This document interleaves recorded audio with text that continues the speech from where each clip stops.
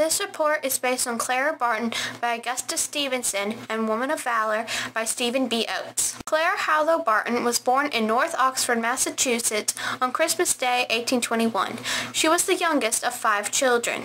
She was homeschooled and at age 11 and 12 helped nurse a good part of her hometown through a smallpox outbreak. At a time when most teachers were men, Clara, at 15, was asked to be a school teacher.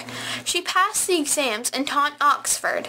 She stayed in teaching till age 33, establishing many schools in the Northeast. While living in D.C. in 1861, the Civil War started, and troops arrived in D.C. needing medical help. She found room for them in the Senate chamber, and she called on volunteers for nursing help and supplies. As the supplies poured in, she became the first woman given permission by President Lincoln to transport supplies to the battlefields, and in August of 1862, she cared for wounded soldiers of both sides after the Battle of Cedar Mountain. At the Battle of Antietam later that year, she was nearly killed when a bullet passed through her sleeve, killing the man she was attending. After that, she became known as the Angel of the Battlefield in the newspapers. Before the war ended, she won approval from President Lincoln to establish and run the Office of Correspondence with Friends of the Missing Men of the U.S. Army.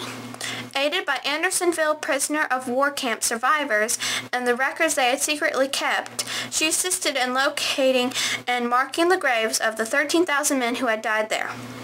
She was asked by General Grant to raise the flag at the dedication of the U.S. Cemetery there on August 17, 1865. A note on this, Andersonville, Georgia is also home to the U.S. Prisoners of War Museum. My grandfather, a World War II POW who gave the Veterans Honor Day speech here at Wesleyan in 2007, took me there in 2005. In 1869, she closed the Office of Missing Soldiers, having answered all 63,000 letters she had received, and helped find over 22,000 soldiers for loved ones. Later, in 1869, she traveled to Europe and first heard of the International Red Cross. On her return, she concentrated on founding an American branch, and in 1881 she did, and was named its first president. In 1882, President Arthur signed the Treaty of Geneva, making the U.S. a part of the International Red Cross.